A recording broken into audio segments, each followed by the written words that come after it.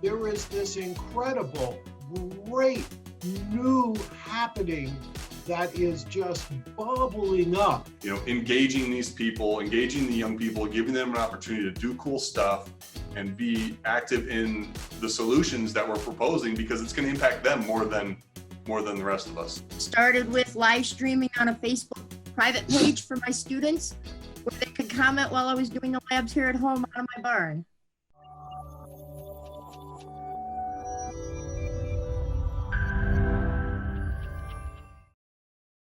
Awesome. All right, everybody, if you don't know, I'm Mike Vanderpool, and I teach visual communication and graphic design here at Northwest State Community College. I'm actually doing this in my lab right now. I've got a team kind of hidden, at least more than 6 feet apart, working on some stuff behind the scenes. So welcome virtually to Archibald, Ohio here in Northwest Ohio. Dr. Thomson, he'll be doing a welcome here in a quick minute. First thing, though, that I want to do is to thank everybody who's helping to make this happen. Specifically, thank you, Alex Cummins and Sam Raby. They are our technical assistants for this week. Alex, graduate of Northwest State Community College, technology director at a local K-12. Sam Raby is a student here at Northwest State Community College working for IT. They are both here to help with any technical issues that you have. So if your camera's not working, your microphone's not working, please feel free to message either one of those people, Alex Cummins or Sam Raby. You can do that over in the Zoom chat, or if you have access to Slack, you can do it through Slack. There is a help channel in Slack. For those of you not comfortable with Slack, we're going to be going over that in session 3 today, and it's a pretty cool tool. I think once you start playing with it, you'll find it fairly useful. Other people to thank, Brad Gear. Brad, what's your title over here at Northwest State? I can never remember everybody's titles. Prior learning and workplace learning coordinators. Awesome. Brad also teaches project management here, and he hooked us up with Paige Dietz and Michael Ritter, who are both on our project management team, both students who have helped keep me in line throughout all the planning of this, which is no easy task for those of you that know me. We also have Josiah Stottlemyre, who's helped out a lot. Bryce Conklin, Anna Thomas, Ella Kieber are all here as part of our social media and post-production team.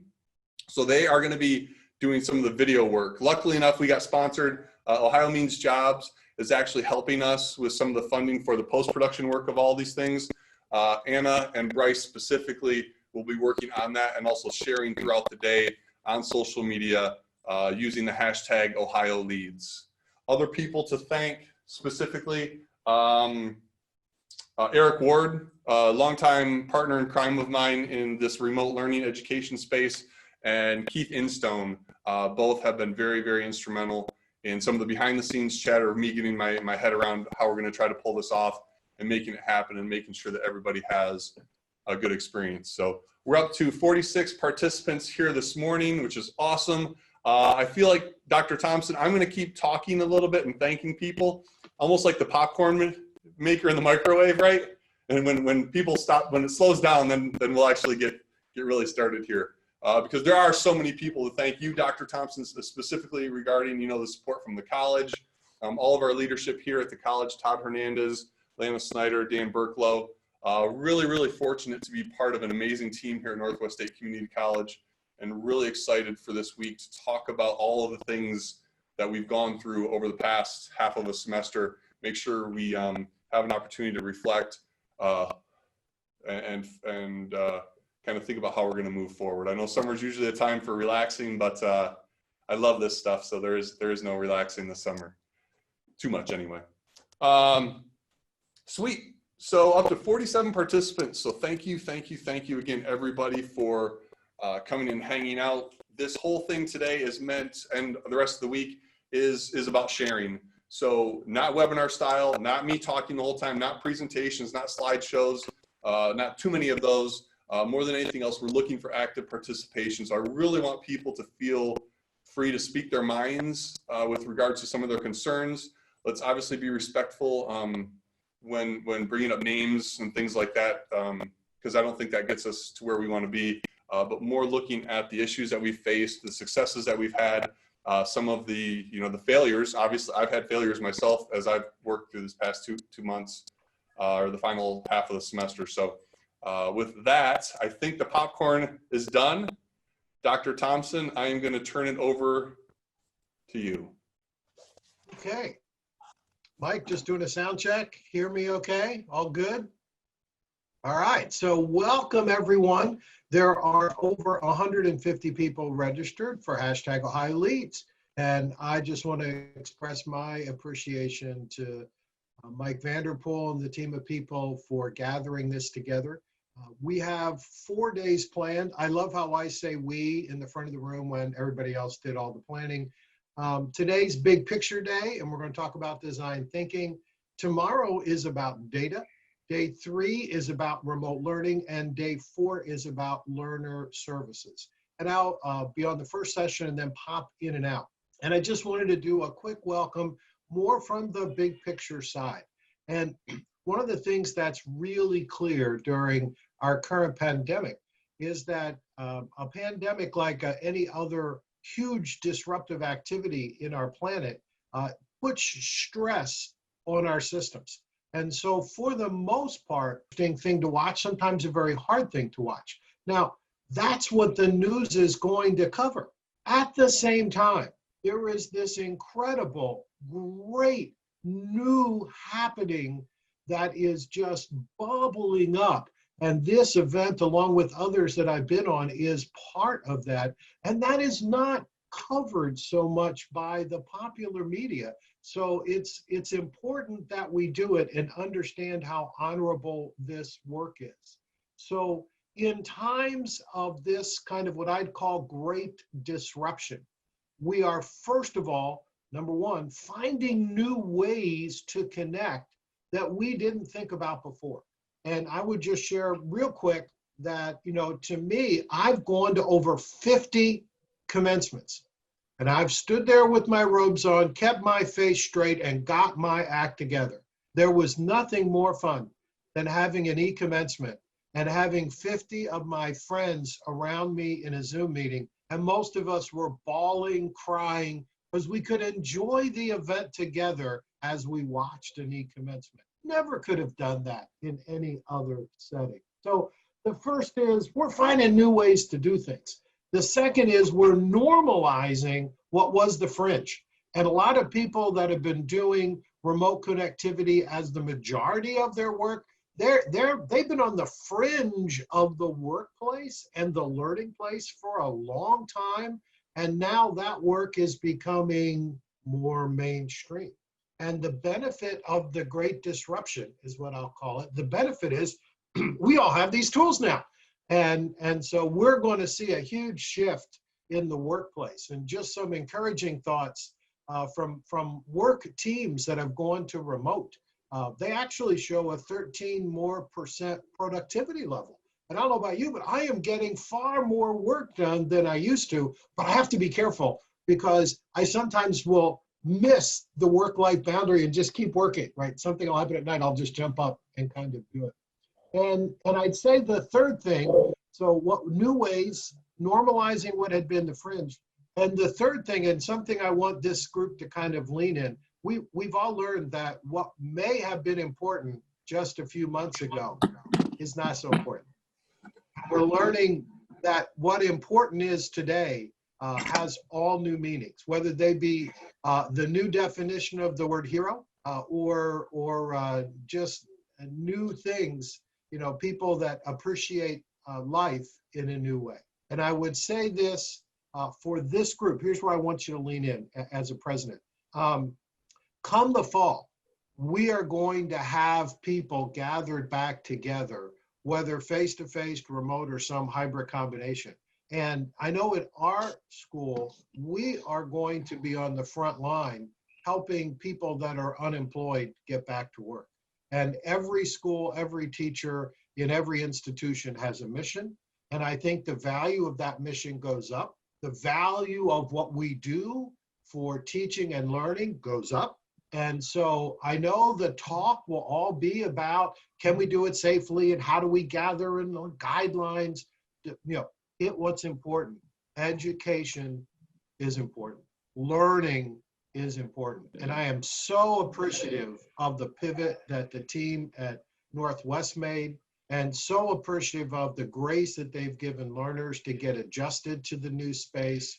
And I just want to say thank you for every teacher that's in this connection right now, for all of the hard work that you've done.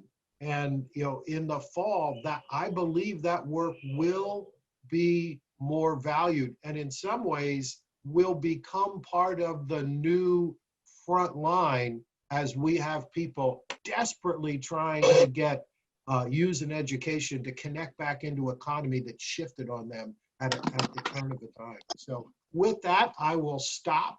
I just again say appreciation to everyone who's taken time out of their life to join us.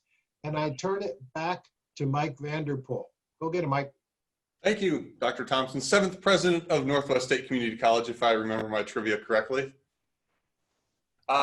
So, brings up, Dr. Thompson, you bring up a good point, and I think just to set the stage here a little bit what we're talking about, as I read some of the guidance coming from the state for K-12, which is obviously different considerations and concerns than us at the community college, which is different than some of the concerns at the 4 years. We all do share some similar issues, obviously. And the one thing that I notice in what I'm reading in the guidance that's coming is this idea of sharing amongst each other. Community college specifically being able to help with some of the training and professional development required in K-12. So I'm excited to hear from all sides, people who have stakeholders in this issue that we're facing. So excited to do that today. At 9:30, I think, Dr. Thompson, you and I are going to have just a quick interview regarding kind of what leadership is thinking and seeing and concerned about as we move forward. That'll help frame some of the discussion. But between now and then, we are going to break into some small groups. Zoom has an awesome feature. I hope it's turned on. Oh my goodness, if I didn't turn it on, this could be the biggest flub up of, I did not turn on the breakout room feature. Yes, my second mistake. Yes, my second mistake. So I'm excited because I love making mistakes. It's part of my bias towards action. I do not have the breakout room feature turned on. My project manager page here is freaking out and probably swearing at me, which is fine. But let's just do this. Let's everybody take a few minutes. We've got actually 20 minutes scheduled for this, so this will be sweet. If you have actually, Alex, we're going to start with you. Alex, why don't you go ahead and raise your hand so we I can. have a question for Dr. Thompson. We're going to have Q&A for Dr. Thompson at the end of this session, Mohammed. Okay, thank you. You're welcome. Yeah. Alex, if you look over at Alex's Cummins screen right now, he's got his hand raised. That's actually a feature that you all can do through Zoom if you're not familiar with that feature. It is, I believe, over. Alex, can you tell us where that's at? I can't remember off the top of my head.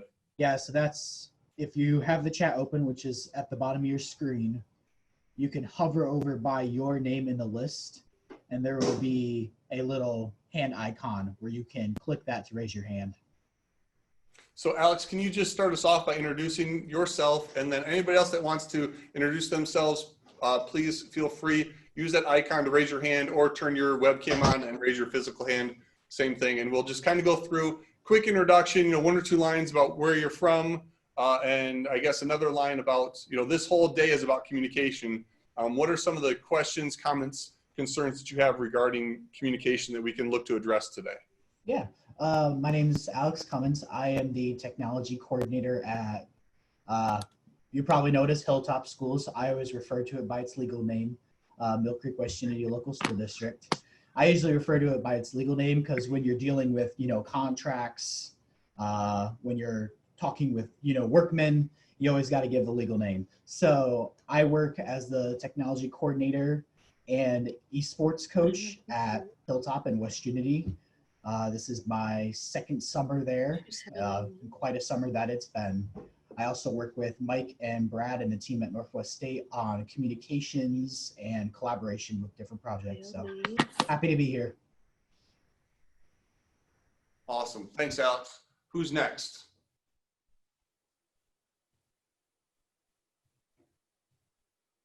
Brad, I'm going to nominate you.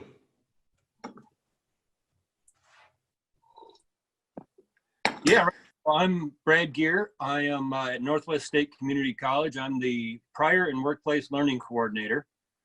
What that does, that gives the opportunity to work back and forth with employers and students and job placement, and really keeping a finger on the pulse of what our economy needs. And this seminar, this event is all about that, right? We want to support our learners. We want to support our learners in a way that will benefit our economy, that will get them gainfully employed, that will make them leaders in our economy, strengthen Northwest Ohio, strengthen the college and the universities and the K-12.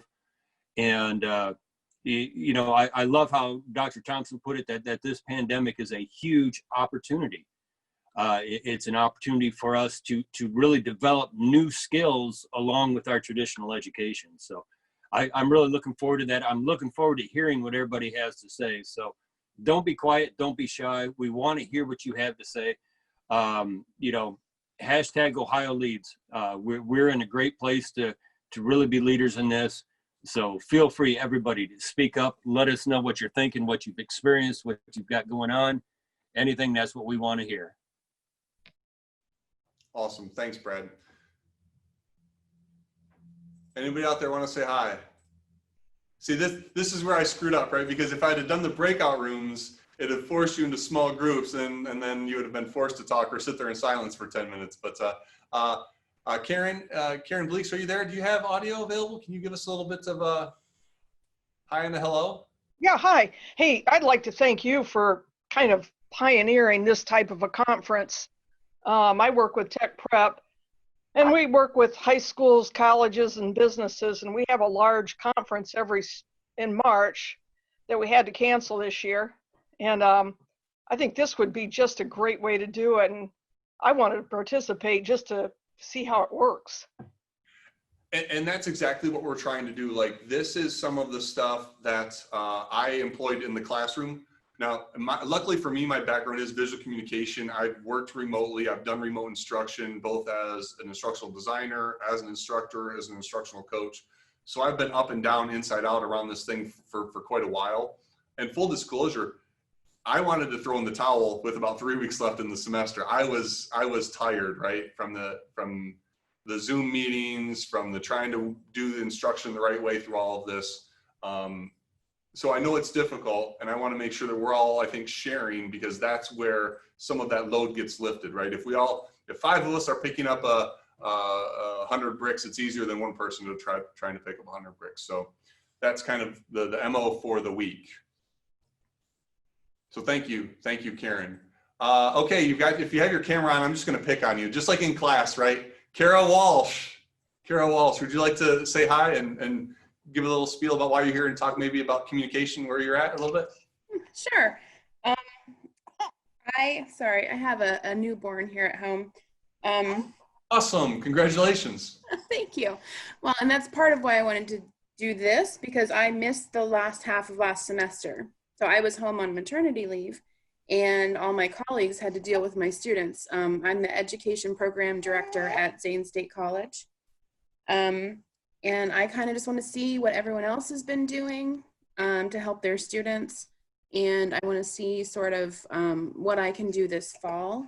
Even if we are allowed to meet, I know some people may not be able to, or if our K-12s are not meeting. I have a ton of parents in my classes, and I want to be able to serve them the best way I can.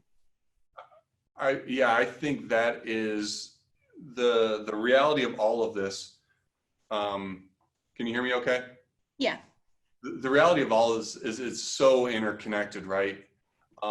Even though things may go back, even if things were going back to 100% normal, one of the things that we're looking at here in Northwest Ohio is we serve a population that's at least an hour and a half drive away from us.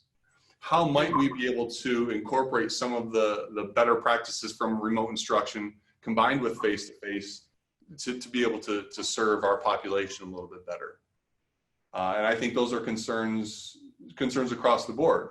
When we bring in K-12, when we talk about, okay, I'm a parent who's gone back to school, but now I've got teach 2 or 3 kids and then find time for my schoolwork and then everything else. I mean, this is just a big, huge problem. I think that the more we can all share together, definitely, there's going to be some good stuff that comes out of this. So thank you for showing up. Now, where is Zane State? Where is that? I'm sorry, I'm not 100%. In Zanesville, we're about 50, 60 miles east of Columbus. Awesome. Thank you for showing up. Let's see here. Kelly with earphones. I don't see a last name. Would you like to share? Sure, I'm Kelly Harper. I'm with Cincinnati State. I work in our Career Center and just here to learn from you. And I am really excited because Dr. Thomson was one of my professors back at NKU. So it was fun to hear his voice and go, oh my God, that's my Dr. Thomson. Awesome. Yeah, Dr. Thomson, you've been around a little bit, right? Tri-C, you've been on east side of the state, west side of the state. You're a traveling man, right? Yeah, I've done I kind of live on the 3 C's. So this Northwest, this is like off the beaten path to me, but Cincinnati, Cleveland, and Ohio. So I appreciate the shout out. I was at Northern Kentucky University, right inside the belt for 20 years, and then Tri-C for 14 years.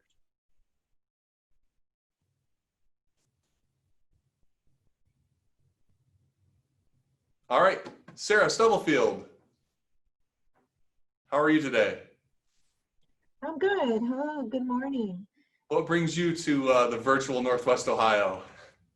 Well, it's several things. As a grant coordinator for the college, I also work with Perkins, and that deals with equity and overcoming student barriers. So I'm very interested to hear information regarding to that. And anytime you either write or manage a grant, you need to understand the voice of the people that you're writing for. So I think this will be really invaluable for me going forward. And I also am an adjunct at the college and will be teaching this fall. And so I'm hoping to pick up some tips on how to best service my learners. And so I really have a lot of different reasons for attending today, and I'm excited to listen to everybody's point of view, but also to learn and share as well. Awesome. I'm just going to go through the line of people that I see, and we've only got a few minutes left to do these introductions. So if anybody out there wants to say something, please feel free to raise your hand, either physically or virtually. And if you don't know how to do that, Alex Cummins and Sam Raby are both on technical support for this session, and we'll be able to hopefully help you figure out where the raise your hand button is. So, Ann, how about you? Ann Frake. Oh, Misam, we'll let you go next. Sure, Ann, sure. Hello, good morning. Can you hear me? Yeah. Very good. Yeah, good morning. First, let me thank you and your colleagues for organizing such a great session. Yes, my name is Mesa Makshinas. I'm with University of Toledo. I'm an assistant professor with mechanical engineering. And I guess I'm a newcomer to Ohio. I moved to Ohio less than a year ago.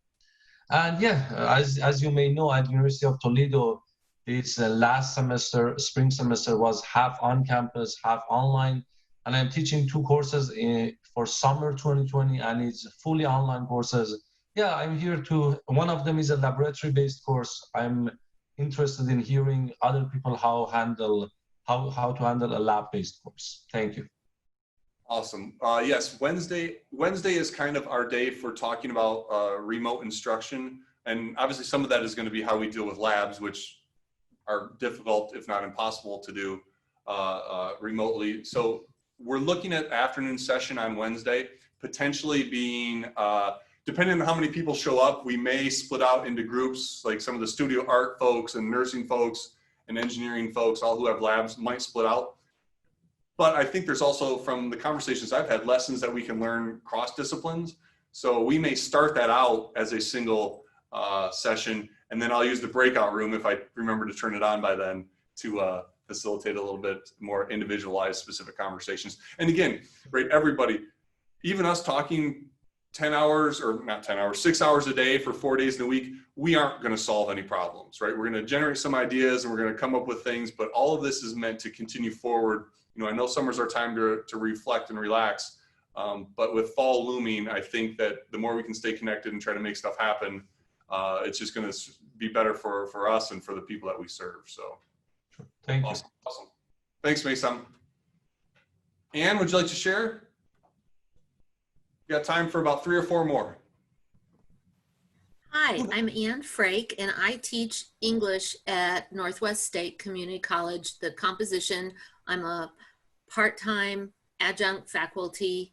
Sarah, my background is actually in grant writing for not-for-profits. That's how I started right after college. And I still do have interest in that area. So I found that very interesting. I'm always trying to, when I do a little consultation just for volunteer groups that I work with and church groups, sometimes when they're going for grants or federal help or things like that, it is so, you have to understand both sides of it to do an effective job. Otherwise, they'll never get another grant. And so that's always so interesting to me. But I like this new format. And let me say that I am recently moved to Van Wert, which is part of Northwest State Community College's demographics and areas that they serve. And so I think our format here that we've kind of been forced to, more classes have been forced to go online in that format. I actually think it's going to serve my area a lot better. And also, I just know as a student who was working on their graduate school, I was always hunting for online options that would keep me off the roads in the winter. It's Ohio. Yeah. What can I say? Okay, so I'm just delighted, and I'll be popping in and out all these next 4 days on my phone. So we're doing some doctor's appointments with my husband. So as I can, I'll join and leave you guys, but I'm really excited about this. Awesome. Thank you, Anne. Keith, I'm not going to let you go because you're going to get plenty of time later, but that's an amazing background you have there. Thank you for the shameless self-promotion there. Nice. You're welcome. Dr. Barris. Dr. Barris, welcome from, are you still stranded in West Virginia? Yep. What brings you stranded down here, but still. Let's see. So I'm the one of our composition team at Northwest State. Hey, Ann, you're part of it too. And I have been interested in how this whole shift to online is going to work out. I'm teaching speech at Northwest, and speech is, of course, a traditionally has to be audience-centered. And I'm still trying to come up with some ways to counteract the impersonality of the camera. Oh, and if you like bad movies, because you watch Star Crash, find it on SoundCloud. Thank you. Yes, this whole event, Alan, is for me to shamelessly self-promote all of the silly things I'm involved in, right? So, because we can learn from there, right? So we're in a time of it's going to require innovation, and if you read any of like Stephen Johnson's How We Got to Now and a lot of his books, they're really great reads on innovation. You know, there is this place where play is a place where innovation happens, and Dr. Barris, along with another faculty member, Michael Klink, on campus, we've been playing around with podcasting for a while. We were podcasting about bad movies from the 70s and 80s primarily. And this semester I co-taught a screenwriting class with Melanie Dussault. And one of the things that we wove in from the playful podcasting was a discussion about a film that we used inside of class. So it's pretty cool. Leveraging the technology, like Ann mentioned, will allow us to not only reach other audiences, but engage with other audiences in multiple ways, or in ways that more resonate with, you know, who they are and how they prefer to learn. Awesome. Lisa Schaller, you've been a good friend of mine for a long time, and you have some interesting challenges teaching construction management remotely. So how are you? Good morning. Don't mind the dogs in the background here. I teach adjunct at Bowling Green State University, well, full-time adjunct construction management. And my hands-on class was how do you teach somebody to use a hammer and a drill and a saw? So I had to investigate some different ways and started with live streaming on a Facebook private page for my students where they could comment while I was doing the labs here at home out of my barn. Yeah. Awesome. Awesome. All right. I don't see any other hands raised. So thank you everybody who shared. Hey, Mike, let me chime in here really quick because I want to talk real quick about the diversity that we have in our audience here. The participation has been fantastic. The community college, the K-12 teachers and instructors. We've also got Dan Wagner's out there in the audience. Dan is chairman of Ohio Engineering Technology Educators Association. That is a fantastic group for resources. I'm going to try and get their contact information put up here because that's just a great group of problem solvers here in the state of Ohio. Also want to recognize we've got John McGill is on here from Department of Higher Education. John, if you're listening, a lot of the students that have helped out with this have been a part of the OMIC grant. These students have been active learning, experiential learning. This is just another prime example. I'm going to say again that we couldn't do this without the students that are involved, and OMIC has played a huge role in getting these students prepared for situations like this. We've also got, I've seen Tiffany and Jaden on here. So we've got Job and Family Services in the audience. They're helping out not only with the back end production, but they've been a part of this experience with us at Northwest State. We've done an Explorers Post, which had to go remote during this pandemic. So they have been just a fantastic part of it. I'm really, really, really excited to see their support in here. And again, just showing this diversity that we have in the audience. This is a topic I think that everybody is interested in. This is a topic that is going to help all of Ohio grow, and the participation that we've got here this morning is just a prime example of that. I think it's just so awesome, the type of diversity. We've got workforce, we've got job and family, we've got ODHE, we've got the Ohio Department of Education, we've got K-12. It's just incredible, the audience that has come together for this. Yeah, 100%. I don't know what the final tally was, but I think we had 20 different colleges represented in the registration. Obviously the K-12, everybody. I think the thing that's really, really cool throughout all of this is, you know, I was talking to, when this all happened, talking to people who are trying to run board meetings and how they were going to do that virtually. I was able to recommend Zoom and some training for them, right? Obviously, churches. Now, some churches had been doing the live streaming for a long time, but the church that I go to just recently started doing it. And I think what's really cool, Brad, you touched on it, especially with the OMEC and the stuff that we're doing with students, is this right now, all of this remote thing, this is a great opportunity to get some of these younger people involved in some of our old folks endeavors, maybe, right? As I look around and participate and go to some events, right, there's always a bunch of people 40 plus talking about what we're going to do to keep young creatives in the region and things like that. Right now, this is that opportunity, and we're doing that in this summit, you know, engaging these people, engaging the young people, giving them an opportunity to do cool stuff and be active in the solutions that we're proposing, because it's going to impact them more than the rest of us. So I'm very, very excited. We're only 5 minutes behind schedule. Perfect start to the morning. We got through our first flub. Awesome, awesome. Keith shared a link over in the Zoom group chat to how we got to now a PBS link. What I have set up, if you're not familiar with Flipboard, it's a curation service. I actually have that set up to share links like that outside of here. So if you're part of the Slack instance, there's a channel in Slack called Flipboard Feed, and everything that gets shared or mentioned throughout the summit, as much as possible, we'll make sure it gets shared, stored on the Flipboard, and then will be shared in that Flipboard feed in the Slack instance. So to get back on schedule, Dr. Thomson, I just want to ask you just a couple of questions, and this will kind of just be made up as we go and wandering, because that's just how you and I like to do things. But as we set the stage for you know, what fall could potentially look like, you know, I think that if we design for full remote, we'll be prepared for anything. But that's a lot of time and energy and honestly money to be able to do stuff like that.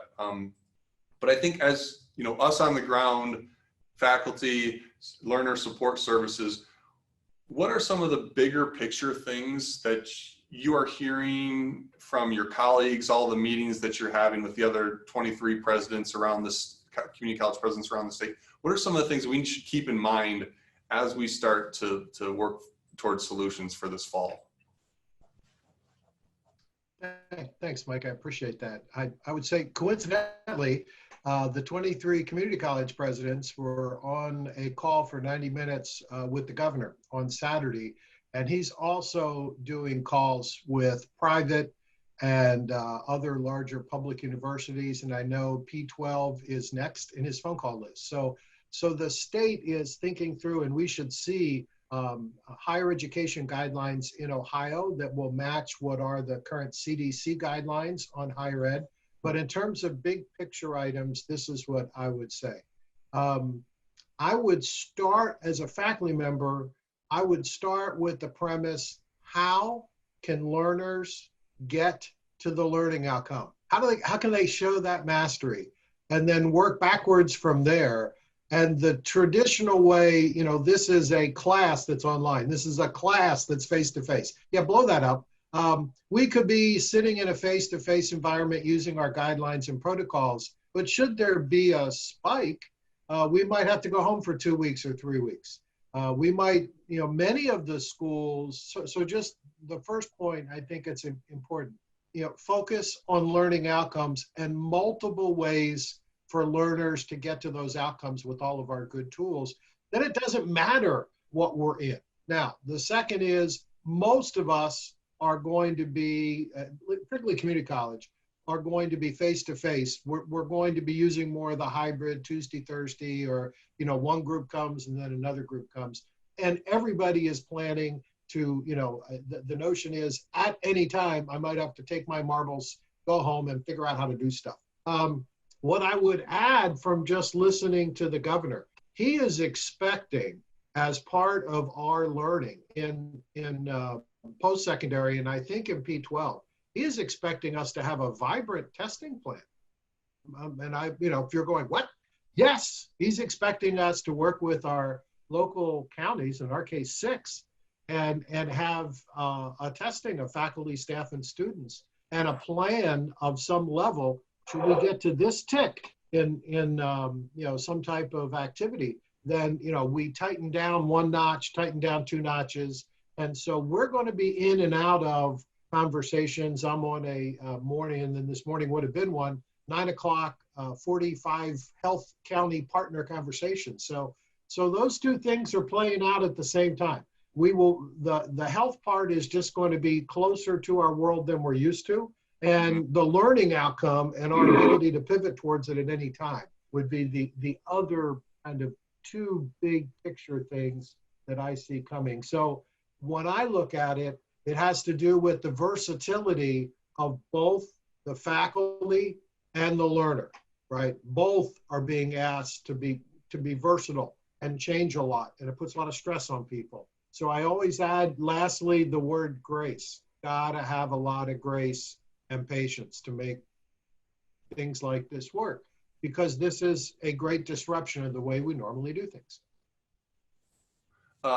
Dr. Thomson, and we were going to move into the kind of the open discussion question session here. So Ann Frake has a question. Are we talking about content testing or online presentation testing for teachers? I think you were talking about COVID testing, correct?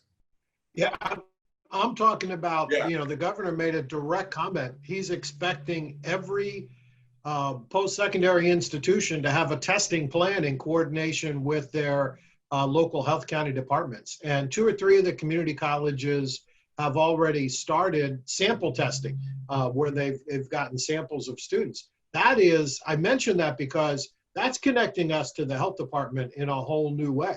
And I think, we have partners here with John McGill. We have partners with Ohio Jobs and Family Services. They're going to be people in the unemployment roles that are looking to get back to work quickly. Our relationships with all of those key partners are ramping up, and we're going to be far more connected to our partners on the administrative side, and then weaving them in so that our learners, of which we've seen data already about a jump in learners that are food insecure. a jump in our learners that are living in stressful situations. When, the amount of abuse being reported in homes right now has gone down.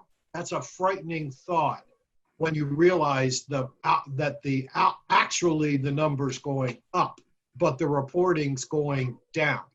Our learners, as well as our faculty, are living with childcare issues, living with taking care of elders that are vulnerable. So part of what I would ask of faculty is understand that our world is far more interconnected to other processes than it used to be, and it's going to be for a while. And so I'll probably start a lot of presidential communications with, I'm sorry, but yeah, I'm sorry, but because that's, we're not used to having all of that come to our door.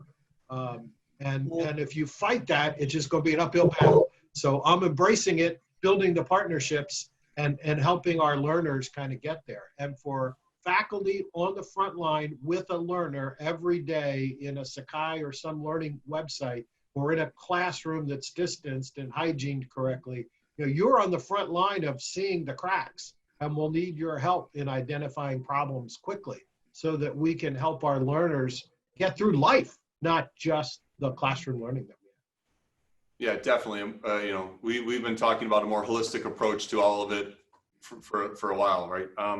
And I think that's great, Dr. Thomson, because that will lead into our 10 a.m. session this morning, where we'll talk with Jerry Schnepp from BGSU and you, Dr. Thomson, about design thinking, because some of the problems that we're going to have to solve for are going to require rapid deployment of solutions, but also testing and the ability to kind of dial those things back and learn from them as we go. And so that's a little tease for the 10 a.m. But our friend Mohammed has a question for you, Dr. Thomson. So Mohammed, go ahead. Yes, please. Thank you. Thank you for the opportunity. Now, when we are talking about a vibrant testing plan, and if I look at the nuts and bolts, what does that involve? We are talking about face-to-face and testing the learners or testing the teachers. Are we talking about antibody screening? What are we talking about?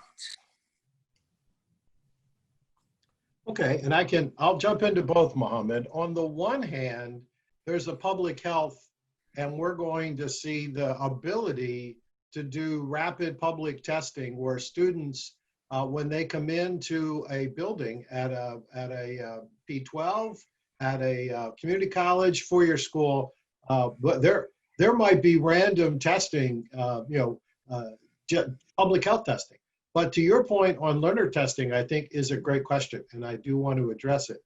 The focus is now on how can students get to a learning outcome. And I'll call out Sarah Stubblefield. So I always like to give her a little jump. We did a TAC grant. I love when I say we, when everybody else does the work and then I talk about it.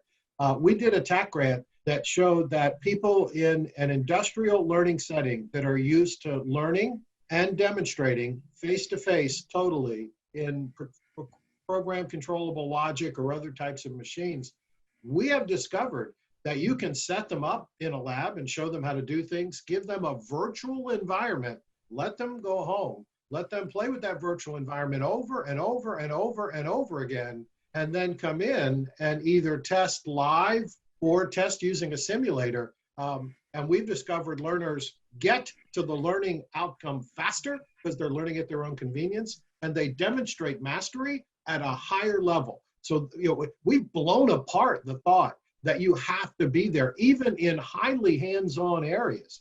So when you talk about testing, I think we're going to see a lot more, I would phrase it this way, Mohammed, in a public health crisis, we all just ran home and figured out how to do the rest of the semester, right? I mean, it's like, let's go home, let's get into Zoom, let's have some chat rooms, let's figure this out. We can now be more thoughtful about building some virtual environments that let our learners get to mastery level on outcomes. And we can decide those outcomes have to be done face-to-face in a room, or they could be done virtually in a simulated environment. It's all about the learner showing the mastery of the outcome in new and different ways than it used to be before. And so, yeah, I think we have time. We have weeks to think about the fall semester. So I will expect, and I don't say that in a order way, I say expect in terms of excited. I think we're going to see some really cool new ways to engage learners now that we're giving faculty, our best and brightest kind of faculty, figuring out how to do things. And we'll see a lot more collaboration of 4 and 5 faculty working together on something that students can use. Whether it could be, and Alan mentioned it, you know, what's a great speech environment that can help someone give a speech, but there's no audience. And I would comment for Alan, you know, I did the e-commencement, and it was really hard to stand up there in the robes at a podium when there wasn't a person in the room except for the tech people.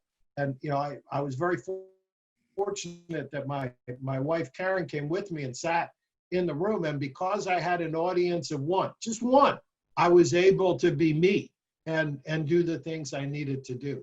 So how do we do that? You know, I could think of 20 different fields in 20 different ways, but that's the excitement of the new opportunities that we have. And with that, I'll be quiet. We'll look for another question. Thank you. Oh, sorry, Mohammed, go ahead. All right, thanks for the question, Mohammed. Anybody else, if you have a question, please feel free to raise your hand. There's a question, there's some conversation going on about FERPA over on the in the Zoom group chat. That's probably beyond the scope of what we're going to be able to accomplish this week, because K-12's got things that they've got to think about. We've got things, community college and 4 years to think about. But again, it's one of those, the part of the solution requires using technology. And when we use technology, that opens up a whole new bag of concerns, from internet access to privacy concerns. But when we talk, Dr. Thompson, I think about, you know, being able to use different methods for measuring mastery. Those are things that we're hopefully going to continue talking about. I think it'll be woven into all of our discussion, but we'll definitely talk about on Wednesday. And if there is enough, here's another tease, if there's enough momentum behind this or after this summit and follow through with people who want to make stuff happen, we're looking at the first part of August, myself and some others doing a remote instructional design bootcamp type experience for us to come in. And I think, you know, worst case scenario, that second or third week of the semester, trying to do something remotely, even though we're allowed to be face-to-face, will help prepare for if we do have to go remote. I think that is this, in the back of our heads, this, if we have to go remote, we're gonna have to be able to do that. I think it's part of just how we're gonna structure what the future looks like for us in education, so. And I would agree. I'd add 1 or 2 thoughts. And again, I think in the larger perspective, you know, we can have great virtual learning environments, and we can have wonderful learners who are anxious and able to learn. There are roadblocks. And, you know, we noticed that if you're familiar with the CARES Act, we had at the school over $460,000 from the federal government. And we've had 150 plus applications for students for CARES money. And we've given out about 300,000 over 100 applications. The bulk of that money is for students to meet their technology needs and it isn't just having a device, it's hotspots. And so as we move more towards this space, you know, you're going to work on building rich content, subject matter experts building rich content. I'm going to work hard at the other end, which is we need better broadband. And the reason it isn't a technical issue, it's a have and have not issue. Right now, white collar people, white collar college educated people, you know, I'm working 50, 60 hours a week. But there's a whole group in our society that don't have good digital access, that need us, that need education. So part of the learning is, you know, you might be, this is what I'll say it, you might be stuck in correspondence mode. You might have to think about how to get to a learning outcome for someone who's going to drive to a library or to the school and sit in the parking lot at 2 in the morning to access the hotspot so they can get their work done. And they might have to do it by hand and just deliver it or send it in. We're going to see more of that. So one of the things I just want to mention to the faculty here let's keep our hearts open. We don't want the great disruption that we're having to lead to a wonderful opportunity that lets the haves get better and leaves a whole group of people behind. And so we have to figure that out as we go. In our space, there are zip codes, little pocket zip codes in each of our 6 counties where life expectancy is 9 years shorter, just in 2 or 3 streets away. And all the disruption of this pandemic is just going to make that worse. So everything we do, we need to put that equity focus on it. Who's getting it? Who has it? Who doesn't have it? And how can we help them get it? I think FERPA and the other issues like can somebody cheat online or FERPA, those are small issues we can handle quickly. The bigger issue is, are all the learners able to get to the learning outcome and materials? And that, constantly just making sure. Otherwise, you'll have this small group of learners. And didn't we learn this? Because I'm interested to hear the feedback. Didn't we have a small group of learners who didn't answer the emails? They kind of disappeared from us for a couple of weeks. We had to hunt them down. That group's going to get bigger and bigger. And we're going to get frustrated as faculty trying to teach them. And a lot of it has to do with helping them get through other issues to get to the learning. So I think on the one hand, great opportunity. On the other hand, we got to keep the lenses on to make sure all the learners are getting to that opportunity. Well, and I think too, we're going to be conscious of everybody's time. So I'll wrap up here. And we'll stop at about 9:55. Because if there's anything that I've learned from back-to-back Zoom calls is you need to schedule in bathroom breaks. So we will definitely be stopping at 9:55 then picking right back up at 10. But Dr. Thomson, part of the reason that I even pushed for us to do this was hearing from my students about 1 or 2 megabyte internet connections at home, hearing from our friends in K-12 who weren't able to serve some of their population because of the internet and the access part of the equation. We have to solve that problem. Access is the only way to be able to do that. And I don't know what we have to do to be able to improve communication, because that's what this day is all about, right? Communication amongst ourselves, communications amongst our learners.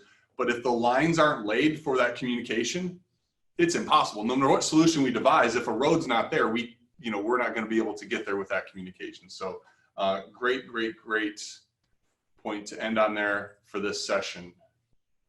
2 minutes left. Anybody else have anything that they want to bring up? Mohammed, I'm just going to assume your hand's still up from the previous question, which is fine. How's everybody feeling? Are we good? Is this working out for everybody if we continue in this model here for the rest of the day, and then tomorrow I can throw the breakout room up and we can make that happen? Sweet. Okay, so bathroom break for me, and then 10 o'clock we'll be back with Dr. Thomson and Dr. Jerry Schnepp. Will be talking about design thinking specifically as a way, to help tackle some of the issues, give us a model for how we can do that, but then also woven into that how we communicate through some of the change and things that we've got going on. See you in a few, folks. Thank you.